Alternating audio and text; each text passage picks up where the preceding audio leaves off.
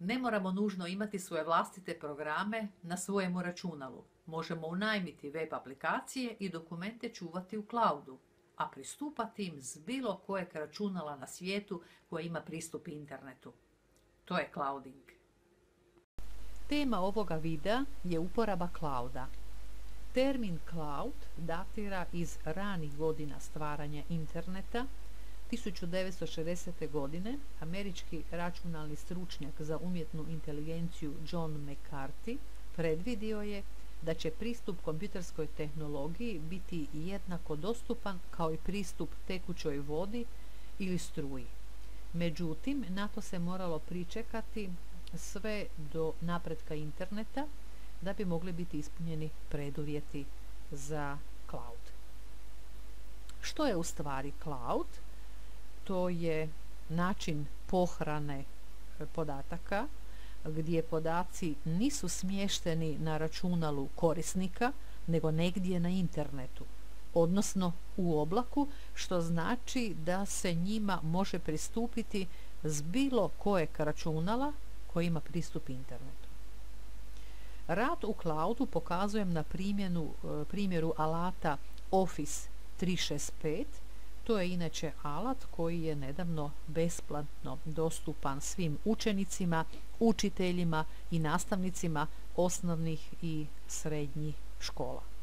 Upisat ću u tražilicu Office 365 Schole.hr. Otvorila se početna stranica alata. Prijavit ću se preko računa edu.hr, upisati korisničku oznaku i ovo je početna stranica alata Office 365 koja nudi dva načina rada. To je lokalno i online.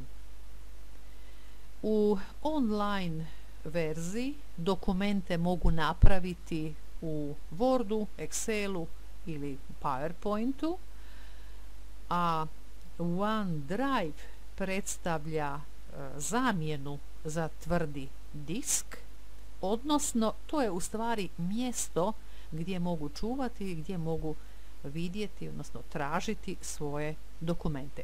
Kliknut ću na web aplikaciju OneDrive.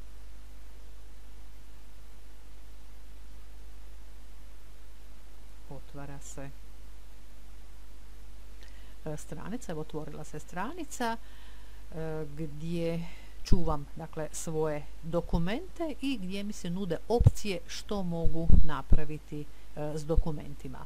Mogu kreirati izravno ovdje novi dokument, mogu prenijeti sa svojega računala neki dokument i postaviti ga u cloud.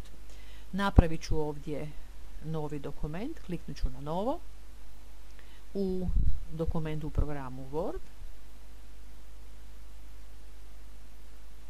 otvara se stranica Word online, prazan list papira, dokument nije imenovan, imenovat ću ga na primjer obrada teksta,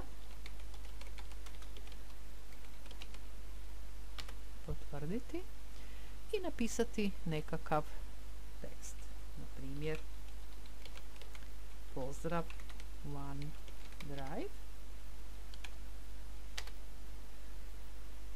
Dokument ne treba posebno spremati, on je automatski spremljen i pratim na statusnoj traci poruku dokument je spremljen. Ako želim izaći iz dokumenta, kliknut ću na svoje ime i vratiti se na početnu stranicu. Druga opcija je dokument se evo nalazi ovdje, obrada teksta i mogu ga dakle koristiti, pozivati s bilo kojeg računala koji ima pristup internetu. Druga opcija, druga varijanta je prijenos dokumenta s vlastitog računala. Kliknut ću na prijenos. Ovo je desktop mojega računala. uzet ću dokument, tekst na engleskom jeziku, kliknuti na otvori i dokument je u cloudu dostupan za korištenje.